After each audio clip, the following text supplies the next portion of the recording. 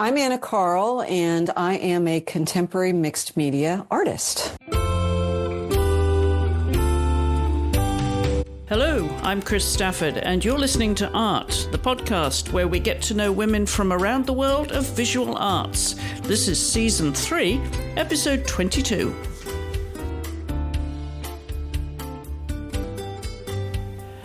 My guest this week is the American contemporary mixed media artist Anna Carll, who began her painting career with very colourful figurative work, which slowly evolved into non-representational abstract work that's based on the concept of urban expansion and erosion. Anna was born in Charleston, West Virginia in 1960. Her mother, Maggie Shetler, a career nurse and teacher, and father, James Carll, who worked in the auto industry, divorced when Anna was just 12 years of age. She's the youngest of 6 children. Anna reflects on a troubled childhood and how she became a truant, eventually dropping out of high school and becoming a juvenile delinquent. She describes herself as having been a sickly child who suffered from dyslexia while becoming introspective and private. At the age of 17, she ran away from home. When she returned home 6 months later to her mother, she went back to school and achieved her General Equivalency Diploma, GED, at the age of 18. It was then that she decided to focus on a vocation in graphic art and design by attending Sarasota County Vocational Technical Center for 12 months. This was followed by 6 months at the Venice Sun newspaper, where Anna realized she still needed further training, so she attended the University of Florida, graduating with a BA in Art and Graphic Design in 1984. Her career began as an illustrator and graphic artist, and for 16 years she worked in Atlanta. She subsequently spent 12 years honing her craft as a painter in the North Georgia mountains, under the shadow of the Appalachian Mountains in the Blue Ridge area. From 1992 to 1994, she studied with the artist Ouida Canaday before leaving her career as a graphic artist to become a full-time fine artist in 1999. Anna's first gallery representation came in 1997 with Bender Fine Art Gallery in Atlanta, and she is now represented by a number of galleries in the US. Anna's work is collected by a diverse group of private individuals and corporations in the US, South America, Europe, and Asia. Anna now lives in Chattanooga, Tennessee, with her cat, Sadie Mae. Anna, welcome. Thank you for joining me. Well, thank you for having me. Now, this is your first podcast, I believe. Have you become a podcast listener? To some degree, not a whole lot, but yeah, I've started to dip my toe into it. There you go. Well, I know that you're a reader, and we're going to talk about books later on in the show, or maybe on our YouTube channel, because those who are listening to this season will know that after we record the podcast, we hop over to the Art Podcast YouTube channel where we add some content there and talk about other things. So maybe we'll talk books later then, Anna, but I want to get to know the artist in you because you're pretty much a lifelong artist, aren't you? That's correct, yeah. Yeah. Growing up in Charleston, West Virginia, but raised in Sarasota, Florida. So 1960 was the golden year for you. You really did grow up in the 60s. Yes, and as a child. So, not a teenager, unfortunately, didn't get to, do all the Woodstock stuff and all that. What were the music festivals that you were going to then? Oh, gosh. So when I finally started getting into really going to concerts and so forth in my teenage years, that would have been the 1970s. So now we're talking the Eagles, Jay Giles Band, I could just get Rod Stewart, Earth, Wind and Fire. Fleetwood Mac. Fleetwood Mac, Pink Floyd, Yes. Do you remember the group Yes? I do. John Anderson, I think, was on keyboards. Yeah, a terrific group. Some really obscure ones like Uriah Heep. Not many people. Oh, yes. Do you remember them? Do you remember Demons and Wizards? Do you remember that? Gosh, you are going back. Is this something you really embraced? Were you really into the music scene?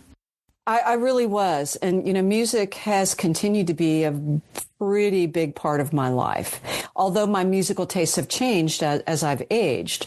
But I listen to music all the time at home in the studio since I live in my studio. So if I'm not, even when I'm reading, which, I am an avid reader, I usually will listen to instrumental in the background. I usually have that going on when I'm working in the studio, whatever I feel like on my playlists. And so forth. And the only other time I'm not is if I'm streaming, videos and stuff for entertainment. So it's interesting you mentioned all those artists from the 70s, those that were influencing you and your youth.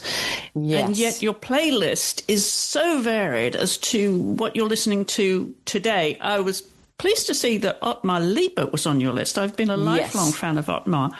But very, very varied. Does this mean there's music in your veins, in your blood? Have you inherited this? Are you a musician yourself? No, and in fact, not at all, because I remember being forced to play musical instruments in school as part of various public school curriculums. Tried the clarinet, didn't work. Tried the violin, didn't work. Tried the piano, didn't work. So I could appreciate it, but I can't play it, that's for sure. What about your family? Because you're in a large family there, 5 siblings. Was there music elsewhere that you absorbed and were influenced by?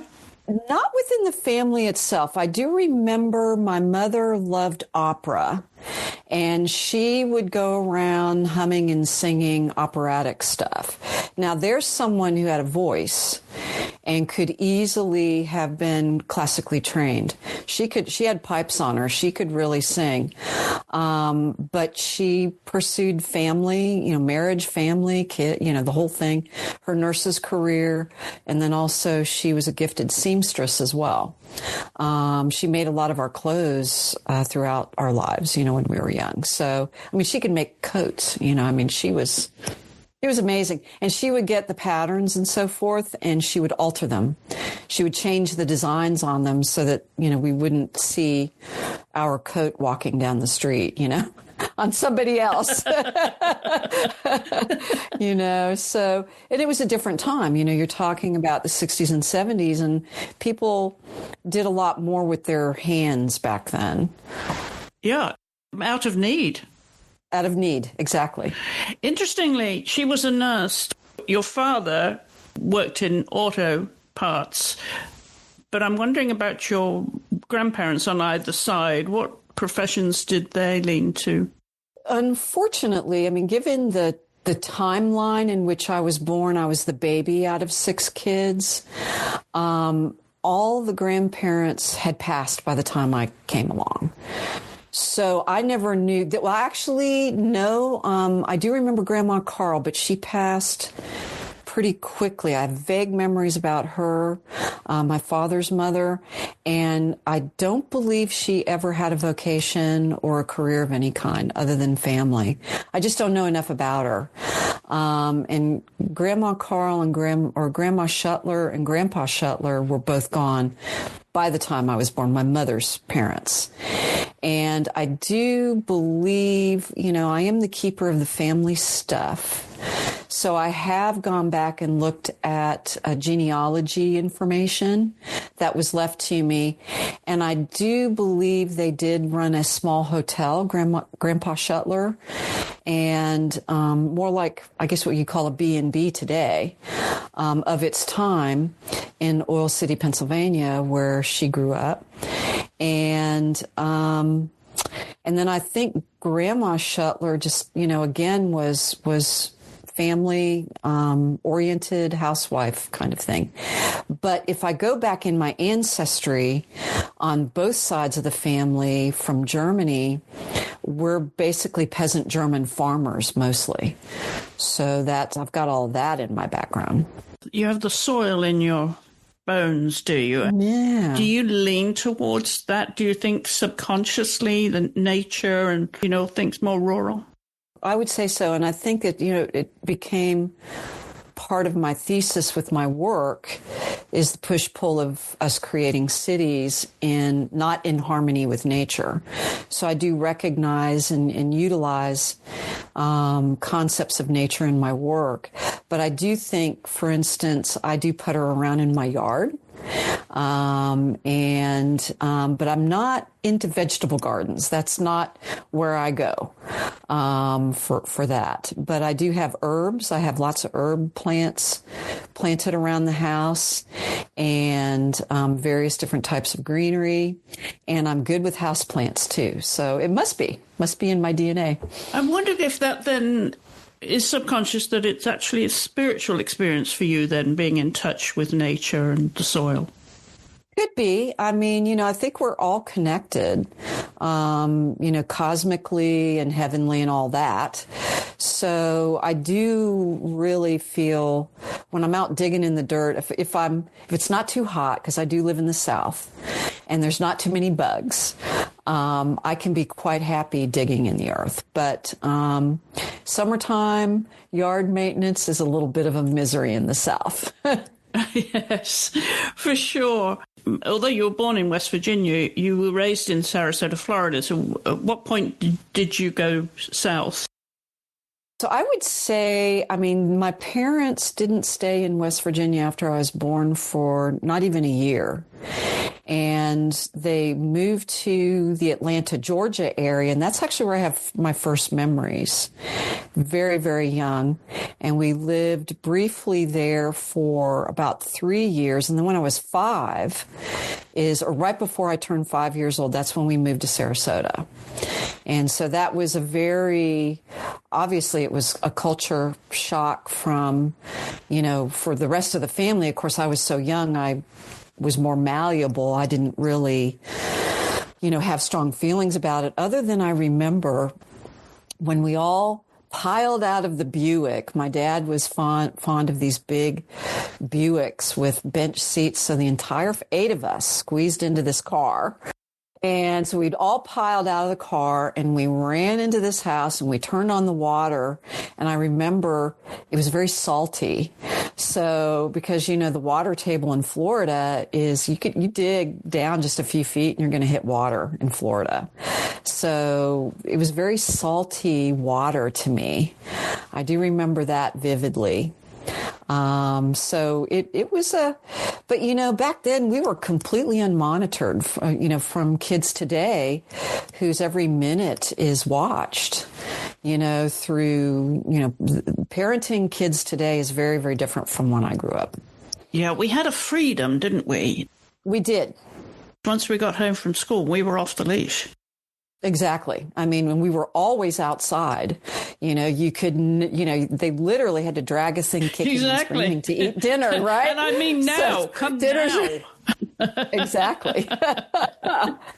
So it was definitely a very different time. You could go out on Halloween and go anywhere, not worry about getting poisoned or razor blades or any of the crap that came on later on.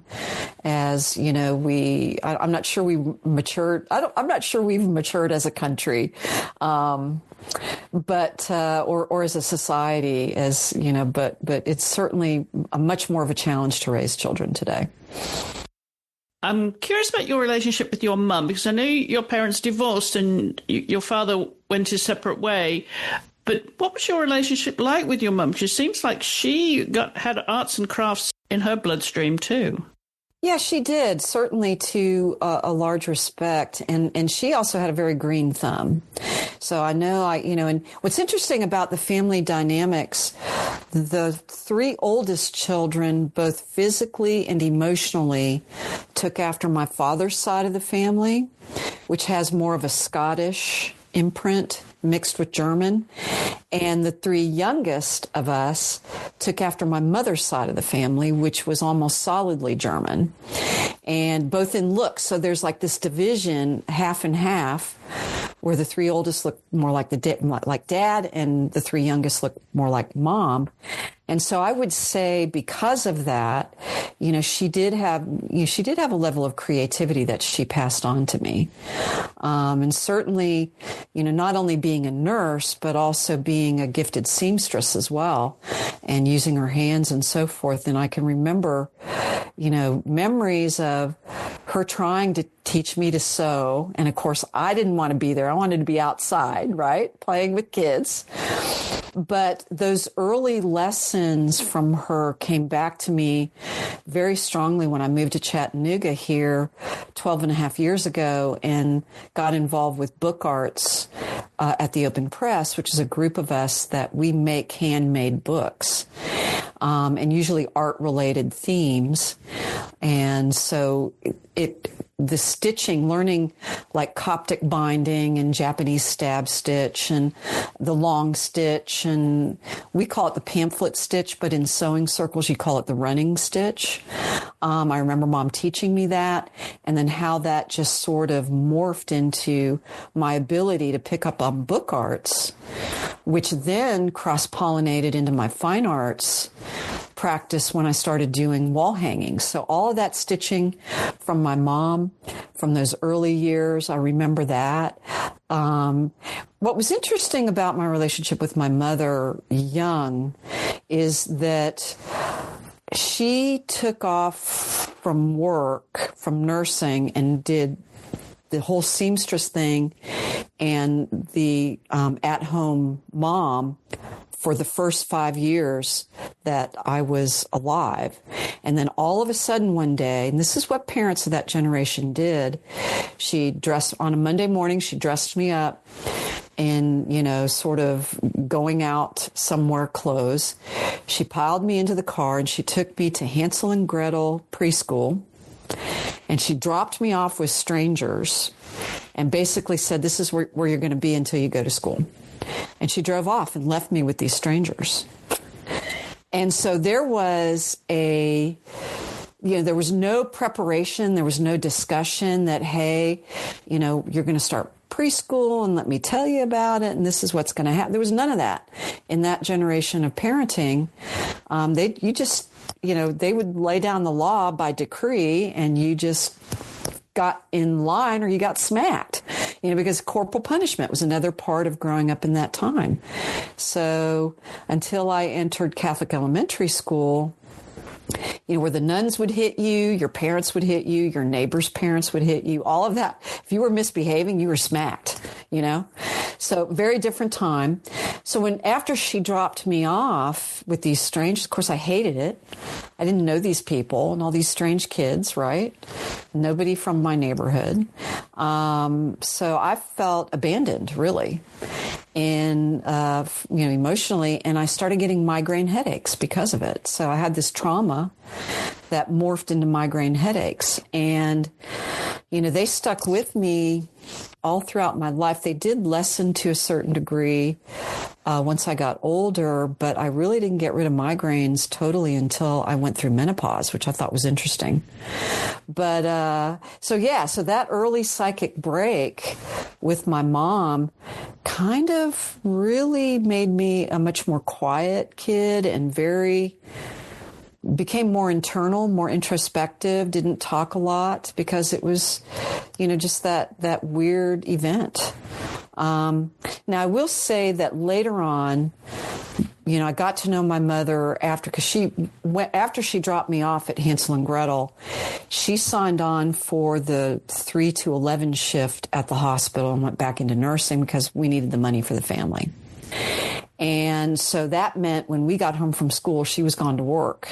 And by the time we were in bed, she would come home after we were in bed. So only on her days off did we really see our mother again. And it also meant that my oldest sister, Karen, she's the oldest of the children, I'm the youngest, with 4 boys in between us, she became our surrogate mom. And when Karen got home from school, Mom would leave her a list of stuff that she would have to do, laundry, chores, getting dinner on the table, because Mom wasn't there. So not only, I mean, our whole family dynamic changed when that happened. And, but I will say later on in life, I did get to know my mother a lot better, and we became actually good friends as adults. What did you take away mostly from that? At the same time, what did it actually teach you in terms of your insecurity and your insecurity? You talked about, becoming introspective now. I'm wondering if you felt that sense of abandonment, but it made you stronger. Ultimately, I'm curious as to how that impacted and affected you as a young adult even. Yeah, I would say it eventually made me stronger. But of course, trying to deal with all those types of emotions when you're 5, and parents who didn't really talk to you about emotions in that generation. Of course, today, everybody talks about everything very openly, but back then, that didn't happen. So I would say it made me a much more private individual as an adult. And I can look back on that event and say, yeah, that's why I don't broadcast, my personal life on social media. I stick totally to my studio happenings. I do not post anything about what's going on in my private life because and I can pretty much target back to that very event. So, and then I would say once my parents divorced when I was 12, now you have to understand, my mom was a devout Catholic and my father converted to Catholicism to marry my mom. He was actually raised as a Methodist. And so, but it was one of I think it was Vatican II, and it was a particular encyclical by whatever Pope was at the time. I can't remember who it was, who made it so you went through a separation process in the church for a year. And then if it was still, you went into counseling with your priest. And then after a year, if it was still irreconcilable, you just couldn't work things out with your spouse, you could divorce without being excommunicated, but you could not participate in any sacraments. So you could go to church, but you couldn't receive communion. You couldn't, do any of those types of rituals that my mother grew up with. So, she made a huge leap, for doing that. And I would say partly of what happened to me earlier at 5, plus the total fracturing of the family when I was 12, actually I went off into being a juvenile delinquent. So I got very angry and I, skipped school. We call it truancy. I got into the drug scene in South Florida as a teenager. Did all of that because just from all the emotional anger that comes out of that. How did that play out for you, though? Did you have support? Were you close to your siblings? Where were you getting the support that you needed as a young adult? I would say I had one of my brothers who is no longer with us, Greg. I was actually born on his 5th birthday.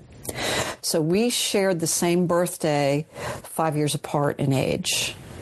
And he kind of took it on himself to be sort of my protector growing up.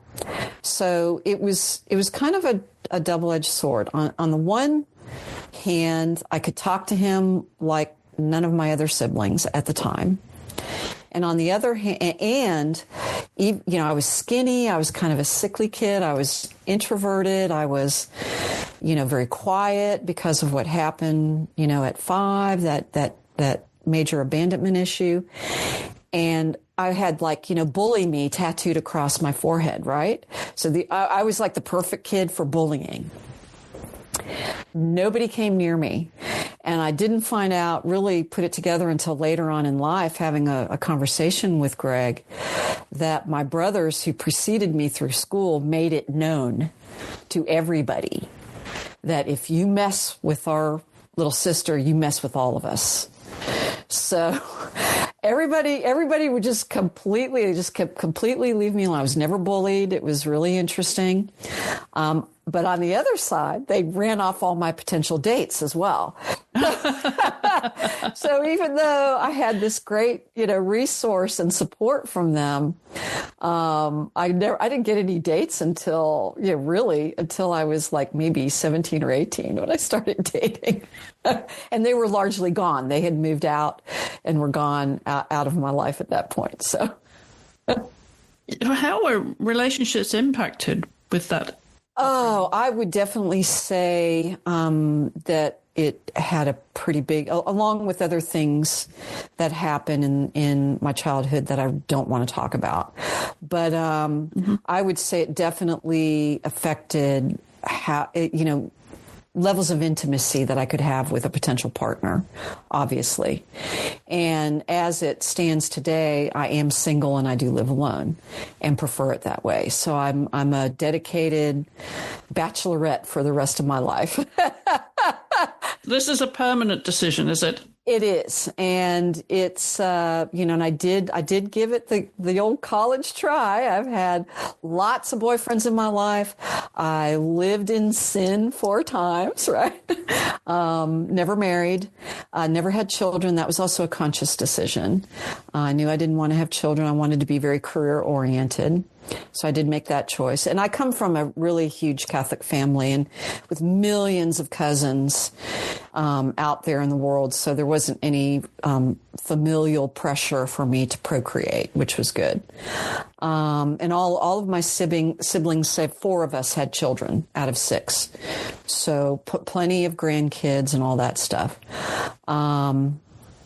So I would say that in those relationships, the 4 major relationships in my life just didn't work out. And I would say a lot of that has to do from the roots of my childhood, for sure. Have you found your peace then with who you are, your identity, the spiritual side of you, and maybe through religion? I'm wondering how much faith has played a part in that journey. Well, faith, certainly not any sort of organized religion is not in my life at all. I did, as soon as I was confirmed in the Catholic Church, I walked away from it. Because it was just a structure that I didn't, as a feminist, I just didn't agree with that structure at all. So it was a very conscious decision. I've gone through every level of, I was an atheist for a long time, then I would consider myself agnostic. Then I'm like, well, I'm more science related. And I'm like, well, where I've landed in terms of, I would say, spirituality or lack thereof, is I agree wholeheartedly with Bart Ehrman, who happens to be a professor of religious studies at the University of North Carolina, Chapel Hill.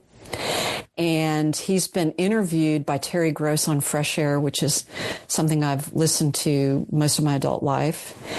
And what he calls, he started out as an evangelical Christian, and as he got into religious studies, he basically tossed most of that his upbringing in religion out the window, so to speak.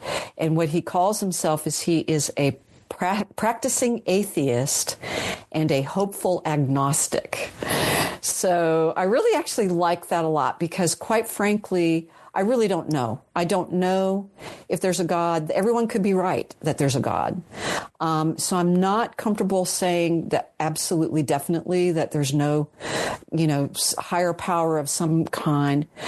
But the way that I govern myself in my life is, just being connected to the earth spiritually and believing in Mother Earth and Gaia and the cosmos. And if that is some form of spiritual belief, so be it. So I don't really know how to, label myself. I don't think there is a label for what I am or what I've become spiritually. But I would also say, just becoming a very private person, all of that stems out of all of these experiences as well. Are you very meditative, or do you find that your art helps you into that place in your heart and soul, where you're most comfortable and where you can turn the rest of the world off. Yes. And I do find my art practice to be very meditative. And I would say it is my saving grace for sure, because I did get a lot, my father was a career alcoholic on top of that generation that went through World War II. They didn't talk about PTSD. I mean, back then they called it shell shock. None of them got any form of counseling. So most of that generation ended up in the bottom of a bottle. So, he was a career alcoholic all his life. And I did get counseling when in my early 30s. I did go see a counselor and went through ACOA therapy, which is adult children of alcoholics. And that therapy, along with starting a yoga practice, which I still do today, in addition to being in the creative world as an artist, all of that is what keeps me very healthy emotionally.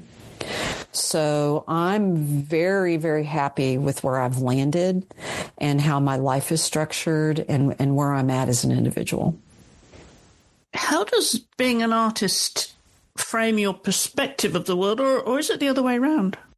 That's a really good question. It's almost circular, I would say. I think it's a circular feeding of, the art feeds my view of the world and the view of the world feeds my art, for sure. And I would say that, even because I started out as a graphic designer and illustrator. That's what my actual degree is in. And I didn't get into fine art until my early to mid 30s.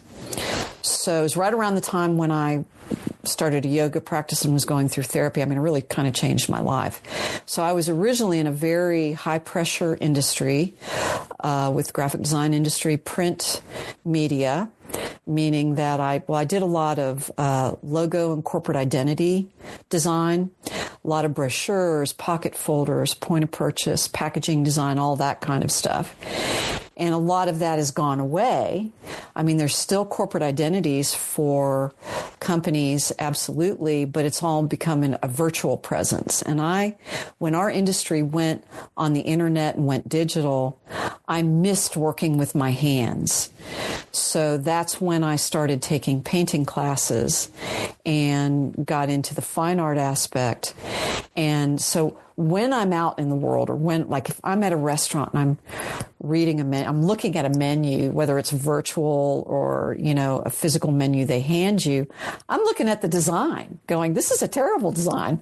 You can't read that typeface, I mean, yeah, how what is that letter form right there? I don't even know what this is, right? Or, product design, you get stuff, you buy stuff on Amazon, or you buy art supplies, or you buy tools, or whatever you're doing, you make tools. I mean, the best tools I have in my studio are the tools I've made myself, because product design is terrible. Anything you purchase, there's always something very wrong with it, from an engineering point of view. Barely will get you by in the task. So, and then when I'm out visually, in the world, I'm always looking at oh, wow, look at that sunset. You can never get that in paint. You just can't paint that. It's just impossible, right? That is so true. Yes. So I would definitely say and then also when I look at world politics too, the creative mind is a very elastic mind. We're trained to be, we're problem solvers. On a daily basis when we're in the studio, there's probably a million problems that come up when you're working on a painting or a collage or whatever your given medium is as an artist, and you're constantly having to solve problems throughout your day. So, when I look out at the world of politics, I'm like, I just don't even like to go there. It's like I've pretty much just kind of given up on, of course, United States politics at this point. But even global politics, it's not just this country. Global politics has become so unbelievably full of strife and, all these, not that we haven't always had war and strife as humans, but it seems to be particularly vitriolic now. And it's to the point where I just don't even want to go there, So I am sort of in a news blackout at this time, certainly through the rest of this current administration. And I just pick and choose my sources very, very carefully. And I only dip my toe into what's going on in the world when I need to find out something very specific. So actually, my studio and my worldview has become one of sanctuary. So my studio is my sanctuary from the world, and I peer out at the world through the lens of my studio. And so it's become very much a part of sort of sequestering myself, sort of like nuns do, I guess, in a way. So it's just that, my structure, rather than being organized religion, is my spirituality of the studio. That's my lens.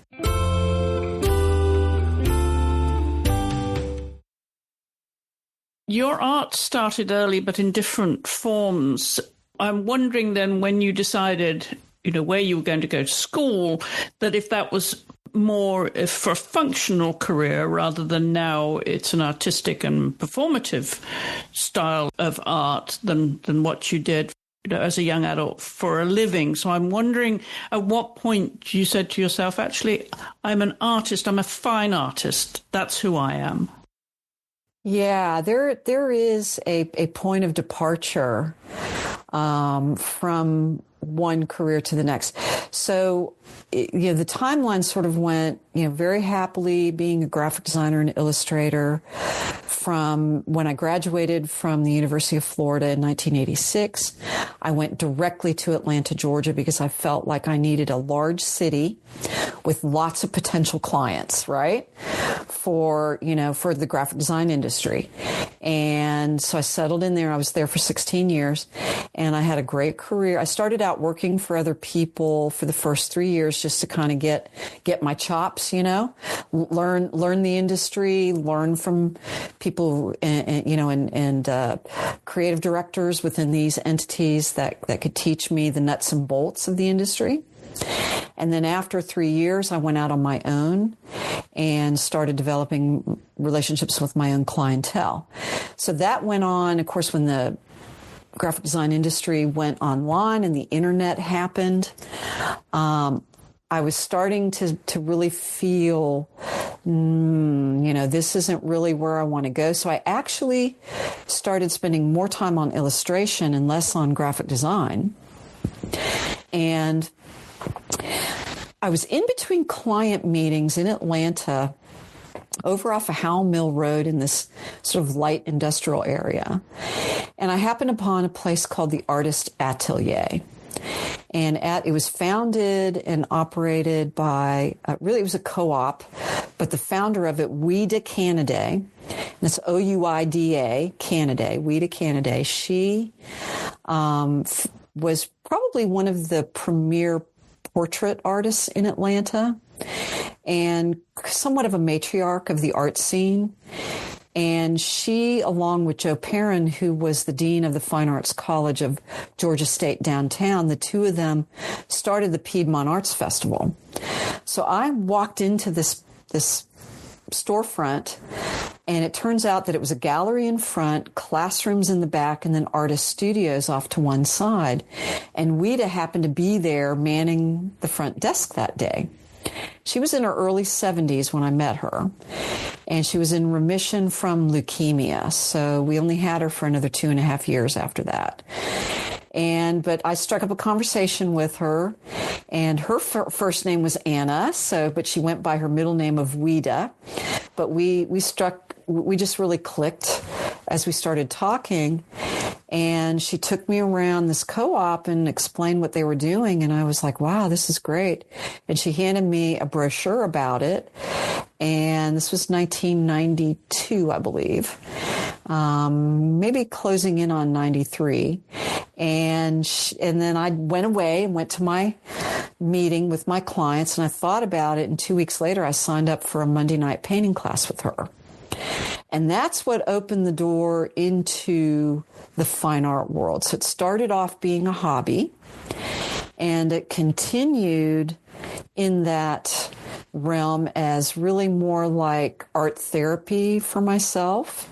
I did end up getting a studio with them at the Artist Atelier briefly, and then went with another artist who she had space in her studio, and it was just the two of us off-site from that. And I was with her for about a year, and then I started setting up a painting studio in my home alongside of my graphic design studio. And then eventually, by 1999, I started eliminating the graphic design and actually went to a photographer. And back then, you took slides of your work as an artist, and you went around to galleries and you physically dropped off slides of your work along with your resume, and if you wanted to get in a gallery. And so I did that in 1996, started, just kind of going around to the galleries in Atlanta, and I got in one. And this was Bill and Brenda Bender, who was of Bender Fine Art. That gallery is no longer there. And Bill called me up one day, like about 4 months later, and said, we love your work, and I'd like to schedule a studio visit. And he came to my studio, and he looked at my work. I had about 25 pieces that I had done in between client work as a designer and illustrator. And he said, I want to take all this work, 25 pieces. And I said, okay. So I had to rent a truck to move them because a couple of them were 5 feet square, so it wouldn't fit in my Toyota hatchback, and delivered them to the gallery. And we set up a contract, and he helped me price everything because he knew I was brand new to it, so I didn't even know how to price my work.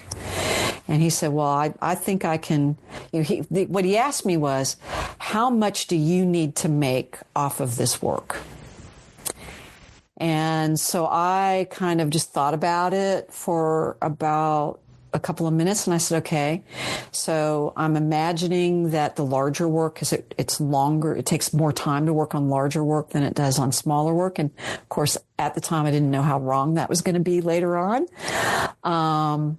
But at the time it was. And so I came up with a figure of what I needed to make out of the work. And what he did is he doubled it and made it retail, and then they would take their 50%. So he actually coached me through the process of how to, start making a living as a fine artist, and what he needed from me to do. An artist statement. Let's redo your resume. Let's come up with this artist statement. You need to think about what you want to say about your work. And all of that, he coached me. And that was such a wonderful relationship. I really missed working with them when they closed the gallery in 2001. I was off and rolling, and then he called me about a month later, and he said, Anna, I've sold all your work. I was like, I was stunned, quite frankly. 25 pieces in a month. Yeah. So it was like, okay. So that at that point, that's when I really had to start thinking about how important is graphic design to me? How important is painting to me now? And what do I need to do to just make the switch? So it was at a point where it was coming up on renewal of contracts with some of my clients. And that's when I made that big leap to not renew those contracts and start painting. I kept one client until 1999, and that was the Schweppes mixer people, where I still did illustration work for them. But by 1999, I totally dove into fine art. Clearly, these people were pivotal in your life, in your career, Anna. I'm just wondering who else had the most profound impact professionally and even personally too. Well, I guess we'd have to actually go back in time a little bit, because once being a juvenile delinquent in the true sense of the word, I dropped out of high school before I graduated and ran away from home and went to Miami and did all this stuff that, I just don't want to get into. Called my mom up about 6 months later, with my tail tucked in a phone booth on the corner, because there were no smartphones or cell phones back then, and said, "Mom, can I come home? I'm ready to come home." And she said, "Yes." So I went back home, and, and she sat me down the next day and said, "Okay, you're a high school dropout. What are you going to do?" So I would say probably, my mother had a very profound effect, because she took me back in. She said, "Okay, this is what," by this time, she was no longer doing nursing at Sarasota Memorial Hospital, where she was head operating room nurse for like 20 years. She was teaching at Sarasota County Vocational Technical Center. We called it VOTEC back then, and she was teaching anatomy and physiology in the nursing department there. And so she was plugged into the pipeline of VOTEC, and she said, "They have a great, you need to get your GED, your general equivalency diploma." So, and they ran a program there for that, and she helped me study for that. And then I took the test for it, and I got my diploma through this GED. And then she sat me down again. She said, "Well, what are you going to do?" And how old were you at that time? So by then I was 18-ish, okay? And so interestingly, when my age group would have graduated from high school, I just did it in a very different way. So I was still the same age when I got my GED as my contemporaries. So she said, "You got to do something. What are your interests?" I didn't have a clue, to be honest, because other than the requisite art classes you had in public education growing up, because they took me out of Catholic elementary school, and then I was thrown into Sarasota Junior High and Senior High, which was state-run school. And they had art programs back then in that time. And other than the requisite couple of courses you took throughout public school, I didn't really have any art training. So she said, "Well, they do a sort of aptitude test at VOTEC. Why don't you sign up for that? And it'll tell you what your interests are." So we did that. So she signed me up for that. And the two things that were science and math were very much at the bottom of that structure. And the two things that really I had an aptitude for and had an interest in was art and literature. And I was like, who knew? I mean, who knew that that's what was going to be my interest through this aptitude test? So they actually offered a commercial art program at VOTEC.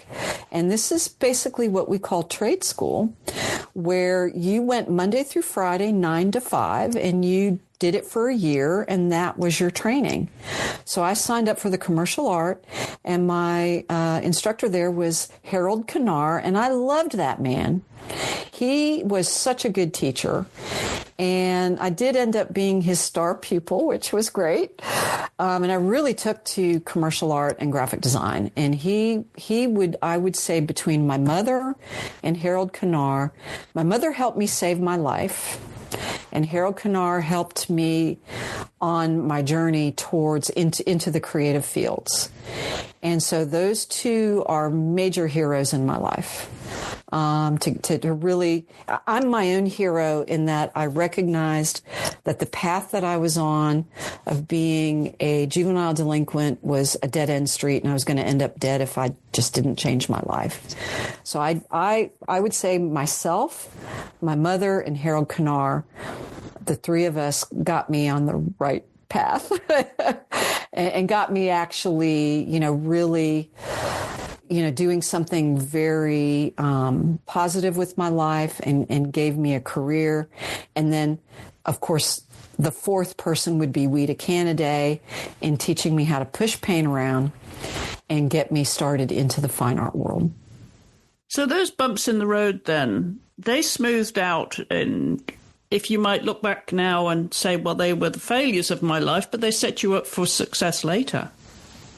I don't look at them as failures. I look at them as life lessons because, and I think that's a much healthier, and this perspective came about through going through therapy in my early 30s, is you don't look at that as a failure. You look at it as a time in which you're seeking something. You don't know what you need. You're angry. You're going through all these emotions from a disintegrated family, a time in which corporal punishment was pretty healthy in the community, a time where, things were so very different from how they are today.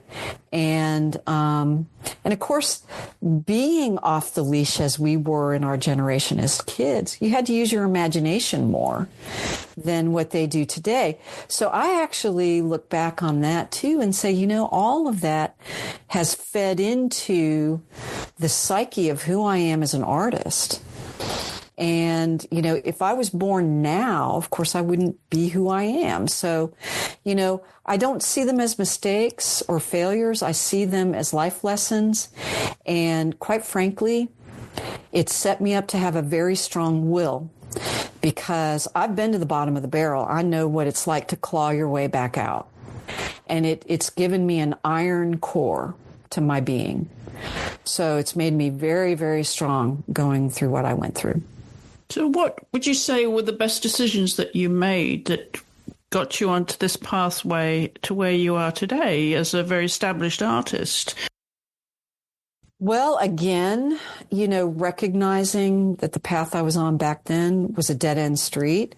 I did experience, there was quite a few people during my teenage years that committed suicide. So I was touched by suicides very early in life, and I did attempt it once myself and was really glad that my mom found me and had my stomach pumped at the local hospital. And she saved my life literally that time. So it was a time in which and I'm not quite sure if it was me flirting with death. I wouldn't say I'm going to take this handful of pills and kill myself. It was more like I'm going to take all these pills and I don't care what happens. That kind of thing. So I would say, just going through all of that, and basically seeing that this is just, I've got to change something. I've got to change this, recognizing in myself that I had this propensity for walking on that razor's edge between what a lot of people would call the razor edge between good and evil. Not that I was ever evil, but I was certainly a bad girl. But just looking at that and seeing through these experiences of other people I knew at that time who succeeded in committing suicide and what it did to the people that, they left behind really formed my belief today of, just, and I would say also the peasant farmer roots in my DNA from my peasant German farmer ancestry, having that core of pragmatism, being a very pragmatic person. Okay, this is not working. I've got to change my life. Ask your mom, seek help. She's there for you. She can be there for you. Reach out and grab the helping hand. Because when you're in a situation like that, if people do offer you a helping hand, quit slapping that hand away and grab a hold of it. Because, in this life, none of us can do this alone. None of us can do it alone. And that came out of year of therapy that I went through, that it is definitely, we're better operating as a village rather than the loner.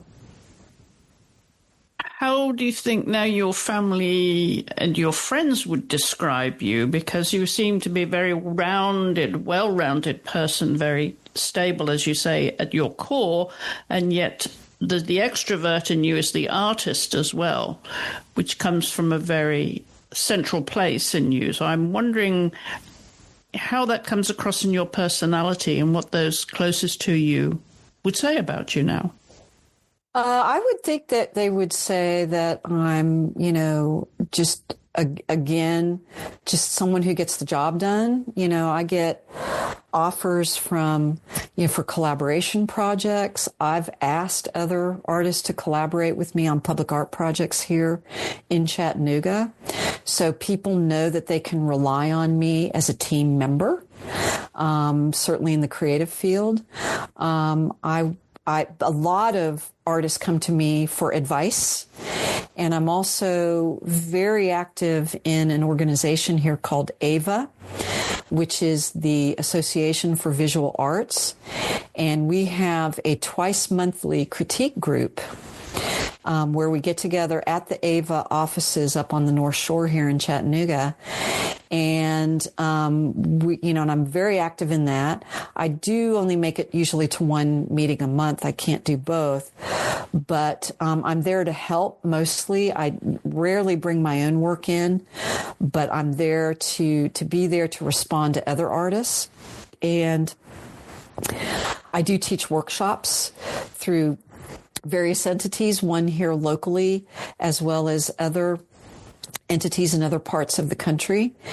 And so I see it as, vital that I pass the knowledge and the experience I have gained through my mentors throughout my life and pay it forward, since I don't have children of my own, other than the fact that every time I create a painting, I'm actually sort of birthing it. So I really feel like I need to pass on my experiences, my abilities, and pay it forward to the future. And I have actually been known to mentor one-to-one to artists as well. So I would see that the community knows I can be counted on for, mentorship, for questions. I have a pretty wide circle of friends here, several circles that overlap. A group called the Southside Table that we get together once a month we have dinner parties, and it's a potluck thing, and we all get together and catch up with each other. Then I have the Ava group. I have my book arts group, and just a general circle of artist friends that I go around to their studios when we have open studio nights here. And they know they can rely on me for an honest opinion, to collaborate with, to ask advice on. And so, in a way I've become, and I didn't even really say one day, I'm going to start doing this. It just sort of gradually built to where I'm actually really good at teaching. I'm good at mentorship. I'm good at collaboration because I know how to leave my ego at the door and work with another artist. And, and I'm just, it just sort of collectively happened, I guess, through all of these experiences in these groups of people, friends and colleagues that I work with. Do you have any habits that would ground you as you transition into the studio? Since I live in my studio, the house that I purchased when I moved here, I purchased it because the living room, dining room space combined, it's like one big room, was perfect for my studio.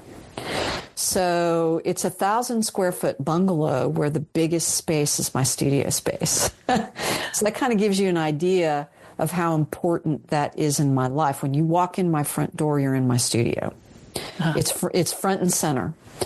And so, I very much set up my life to where I commute from my master bedroom, which also houses my computer studio.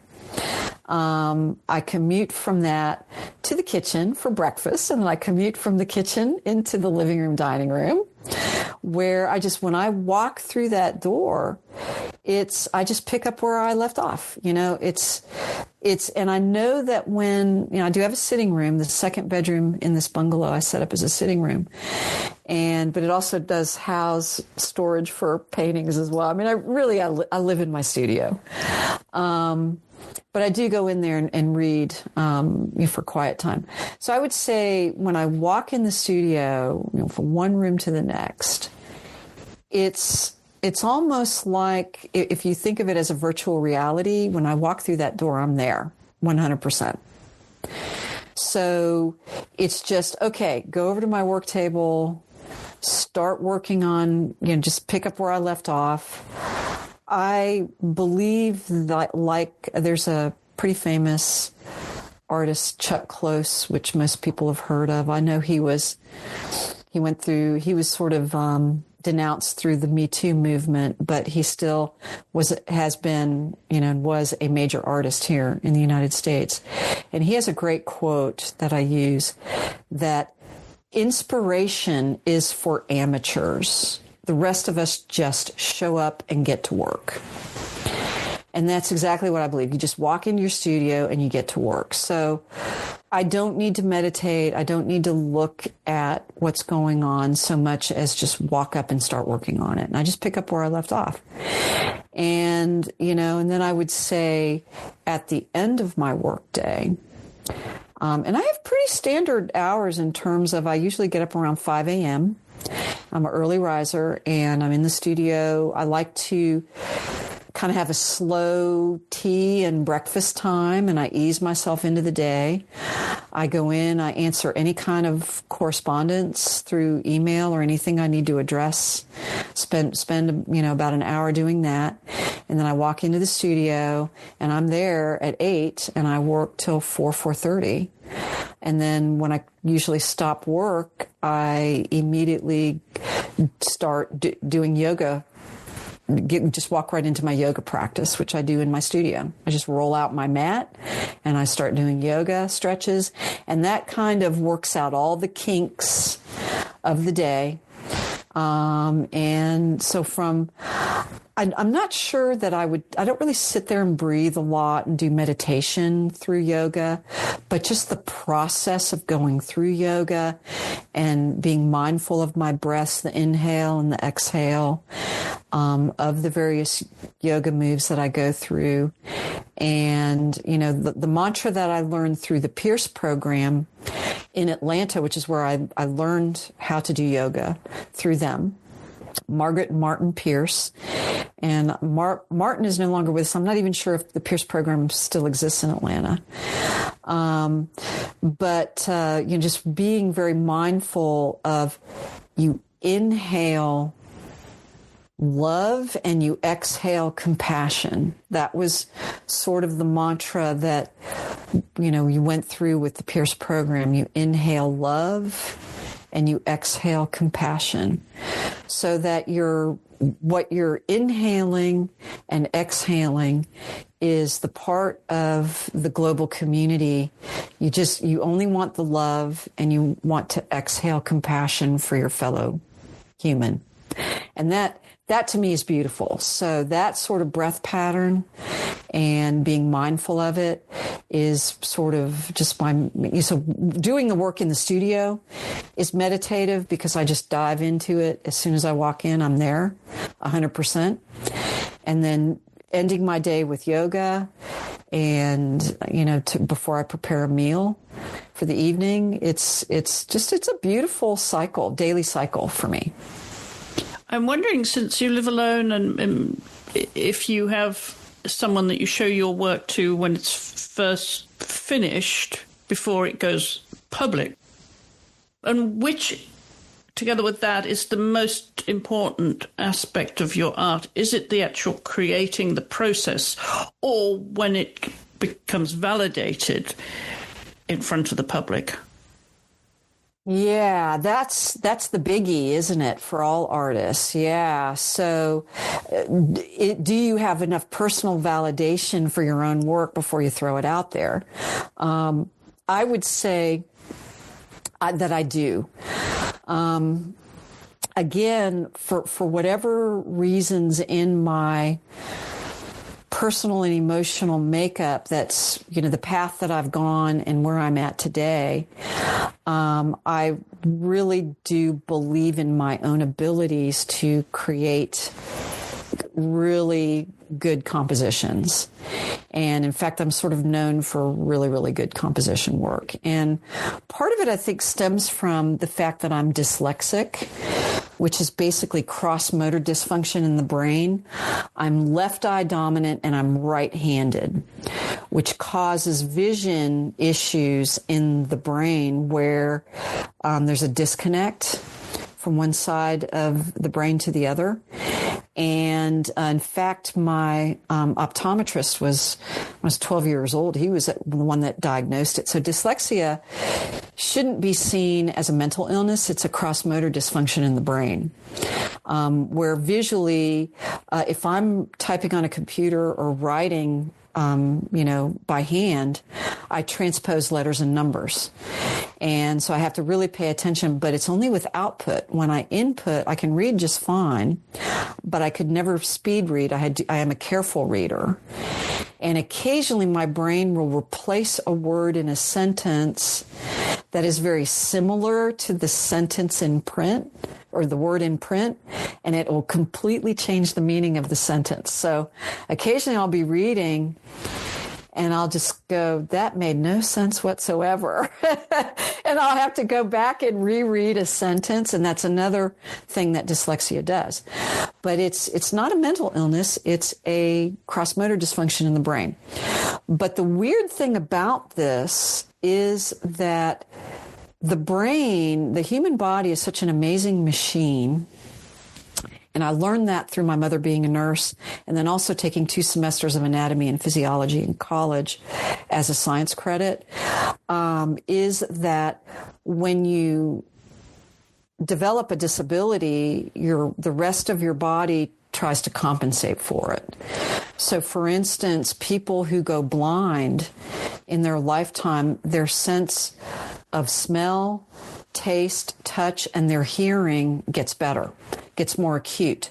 So it's the body trying to make up for this new disability for that. And I think what happens with those of us who have forms of dyslexia is you develop a spatial and proportional acuity better than the average person. So I can look at an object and I can look at a doorway and I can immediately tell you whether it's going to fit through that doorway. It's just an automatic thing for me. And I think because of that is why I'm able to do such good proportional aspects in my work, and come up with consistently really good compositions is because of that. So, all of that's part of the makeup of who I am as an artist. So being confident in those skills, and of course being 65 years old, I mean, I've been around the block I've survived the creative arts for, going on 40 years. So in one form or another. So yeah, I think part of it is age, you're confident in your skills, and what you've learned and what you bring to it. So yeah, I've definitely have that level of confidence in my own work before I put it out to the public. But do I tag friends of mine to look at stuff before I post it on Instagram? Very rarely. Only occasionally will I direct message one of my friends through Instagram and say, hey, what do you think of this? Or can you come over for a studio visit? I'm wondering, though, given the success you've had, and obviously now you're in a very good place with your art, what a year looks like to you. How's 2025 been to you? What's left for you this year? That's good question. So the end of last year brought a a series of events that really shaped what this year did. So one of my galleries is in Charleston, South Carolina. It's kind of become my primary gallery at this time. It's Hagen Fine Art. And the founder of the gallery, Karen Hagen, she sold the gallery to Wendy Carlin, who moved to Charleston from the Northeast. And she brought to it an extensive knowledge of, she's been a curator, she's worked in museums. She's got just she's got a really impressive resume coming into, but she'd never owned a gallery before, so she wanted to do that. And she has transformed that gallery. Karen got it started, and Wendy has transformed that gallery into a really solid entity.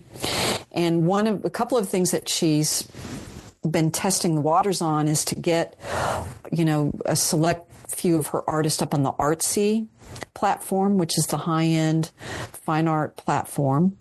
And she also took several of us to Red Dot Miami, which is Miami Art Week, part of the Basel, or Basel, if you pronounce it like that, Art Basel Miami. So my work got seen in Miami at the end of last year, because that happens at the beginning of December. Basel Art Week. And that, combined with the extensive public art Chattanooga projects I've worked on, and collaboration that I've done, and the dedication I've had to the arts in Chattanooga and to the community here, because I just love living here in Chattanooga. And I really wanted to invest myself in public art projects. So I have that history now with the city. And these events have led to a greater exposure of my work, to the point where I received an email from Nandini Mekrandy, who is the chief curator of the Hunter Museum of American Art, last fall. And she wanted to come for a studio visit. And so I was like, great. And I just happened to be working on my solo show for Hagen Fine Art, which coincided with Miami Art Week. And so I had a lot of work in the studio that was both in process and done. And Nandini came to my studio and, stayed over an hour and asked tons of questions, took copious notes. She left, and then she was very careful not to express personal opinions, but as they should when they're, doing scouting work like that. And then I didn't hear from her until November. So I kind of forgot about it, because I was really busy getting ready for this solo show with Hagen. And then in November, I got the formal invitation to participate in the Hunter Invitational 5, which is where they do virtual studio visits and physical studio visits of over 50 artists in the region. And they cull it down to 8 or 9 artists.